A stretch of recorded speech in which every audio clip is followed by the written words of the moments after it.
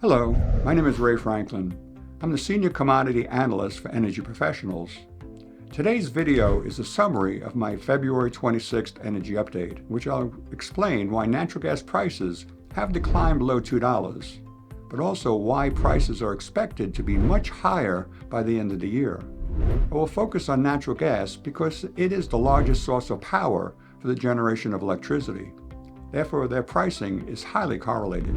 In our February 19th energy update, we pointed out that after our February 5th energy update, all major weather models unexpectedly extended their forecast of milder than normal weather through the end of February, which was expected to increase the already higher than normal total supplies on February 5th to be more than 100 billion cubic feet higher by March the 8th.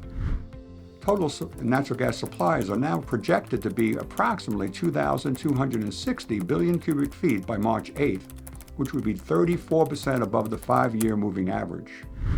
As you can see in this chart, the unexpected increase of supplies and storage pushed prices below long-term support near $2. But in our February 19th energy update, we pointed out, based on what has happened in the past, prices are not expected to remain near today's very low prices for an extended period. We came to this conclusion by reviewing data from the Energy Information Administration's website, which revealed there were two similar instances in 2012 and 2016 when natural gas's total supplies were higher than where they are estimated to be this year on March 8th. And in both cases, natural gas prices were much higher by the end of the year. In 2012 and 2016, similar to this year, we experienced warmer than normal winters, resulting in supplies reaching record levels. But by the end of the year, prices more than doubled. Why? Simply because prices were unsustainably low. In our February 19th energy update, we explained prices are unsustainably low when they drop below the cost of production. And it was important to understand that the longer prices stayed low, the higher they will go later. This was a byproduct of the weaker companies being forced out of business, thereby decreasing competition. And the surviving companies were highly motivated to increase prices to make up for lost profits accrued while prices were low.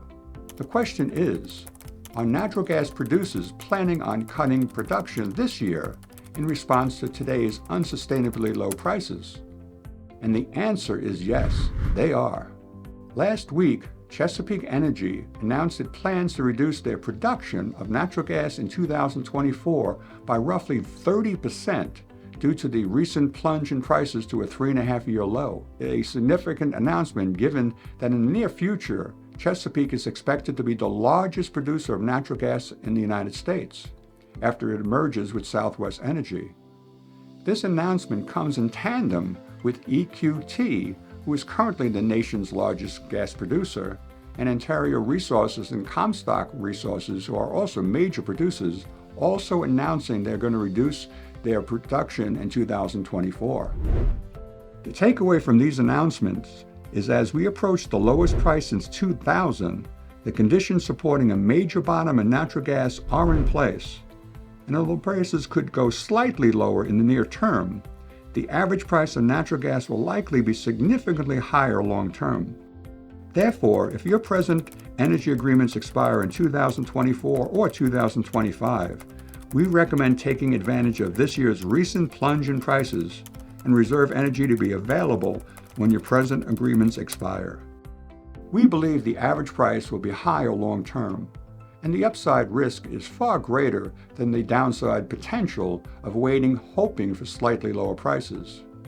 We realize not every client's risk tolerance and hedging strategy are the same, but hopefully today's report helps put into perspective your risk-reward opportunities. And we invite you to call one of our energy analysts to plan your personal hedging strategy appropriate for your situation. And until my next report, please take care.